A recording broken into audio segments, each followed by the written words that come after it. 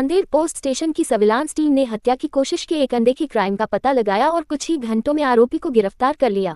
धारा 135 के तहत जब शिकायतकर्ता मोहित और उसका छोटा भाई यश और उसका सौतेला बेटा समर्थ नौनी के साथ राम रेजिडेंसी के गेट के पास खड़े थे, तभी एक अज्ञात व्यक्ति एक्टिवा मोपेड पर आया और शिकायतकर्ता के छोटे भाई यश के साथ सड़क पार करते समय चेहरा देखने की बात को लेकर झगड़ा शुरू कर दिया और वहां से चला गया।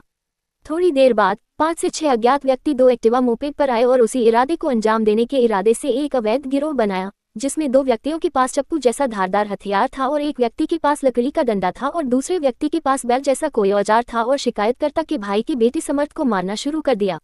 शिकायतकर्ता और उसका छोटा भाई यश और पुरुषोत्तम लड़ रहे थे। अज्ञात व्यक्तियों ने शिकायतकर्ता की छाती, बाएं बगल और दाहिने कान पर चप्पू और लकड़ी के वार से मारा और शिकायतकर्ता के बेटे समर्थ को सिर, पीठ और बाएं हाथ पर चप्पू और लकड़ी के वार और बैट से गंभीर रूप से घायल कर दिया, जिससे गंभीर और जानलेवा चोटें आईं। वहां से भागे 3 आरोपियों को सूचना के आधार पर मौके से गिरफ्तार कर लिया गया। सूचना मिली थी कि 3 आरोपी उगत कैनाल रोड पर एक साथ खड़े हैं। उन्होंने एक अनदेखे क्राइम का पता लगाकर बहुत अच्छा काम किया है। रिपोर्टर शकील शाह, देखते रहिए आइडेल पब्लिक न्यूज। નાના છોકરાઓ છે ત્યાં એની પર જીવલેણ સામાન્ય બાબતે જીવલેણ હુમલો થયો, પોલીસ કઈ દિશામાં તપાસ કરી અને કાયદો વ્યવસ્થા જાળવવા માટે કઈ રીતે કર્યા? ગત તારીખ 5/4/2024 રોજ રાંદેર પોલીસ સ્ટેશન વિસ્તારમાં એક ઉગમ કેનાલ છે, ત્યાં રામા રેસિડેન્સી છે, એ વિસ્તારમાં 3-4 જે છોકરાઓ છે યુવાનો ત્યાં ઊભા હતા અને સામેથી એક યુવાન ત્યાં એક્ટિવા લઈને ત્યાંથી પસાર થતો હતો। એ બાબતે સામે જોવાની નજીવી બાબતે એ યુવાન અને ત્યાં ઊભા રહેલા લોકો વચ્ચે ઝપાઝપી થઈ હતી, ટ્રસલ થઈ હતી, જેના અનુસંધાને ત્યારબાદ બીજા 5-6 અજાણ્યા શખ્સોને એ જે યુવાન હતા એમને બોલાવી દીધા હતા અને એ લોકો વચ્ચે મારામારી પણ થઈ હતી અને તીક્ષ્ણ હથિયાર વચ્ચે તેમના ઉપર હુમલો પણ કરવામાં આવ્યો હતો।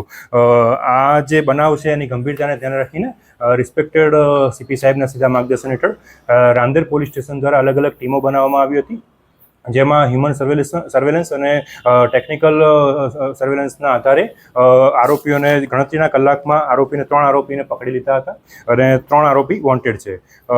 પકડાયેલા આરોપીમાં એક છે અનિલ કુમાર ઉર્ફે રોની પપ્પુભાઈ ભટ્ટ, બીજો છે સાહિલ સુનિલભાઈ પવાર અને ત્રીજો છે કાયદાના સંઘર્ષમાં આવેલ એક બાળ કિશોર છે, જેમાં આગળની કાર્યવાહી રાંદેર પોલીસ સ્ટેશન દ્વારા અત્યારે ચાલુ છે। ભોગ બનનાર પણ નાની ઉંમરના છે અને આ જે આવે છે પણ ઘણા કિશોર વયના છે। નાની ઉંમરમાં ભણવાની જગ્યાએ આવા મુખ્ય રૂપે પોલીસ કઈ રીતે આવા ને સાથે રહેતી હોય છે અને કાયદાનો સંઘર્ષ કરે? યસ ગુનાની ગંભીરતાને ધ્યાને રાખીને રાંદેર પોલીસ સ્ટેશને તાત્કાલિક જ આ આરોપીઓને પકડી લીધેલા હતા। કાયદાની સંઘર્ષમાં આવેલા કિશોરને પણ અત્યારે જે કાયદાકીય કાર્યવાહી છે એ ચાલુ છે અને હું મેસેજ એ જ આપીશ કે આ રીતે કોઈપણ જાતનું ગુનાહિત પ્રવૃત્તિમાં બાળકોએ ના હોવું જોઈએ। સુરત સિટી પોલીસ વતી પણ એક મેસેજ છે કે કોઈપણ રીતના કોઈપણ યુવાન છે, કિશોર છે એને આ રીતે કાયદાના સંઘર્ષમાં ના આવવું જોઈએ। Thank you.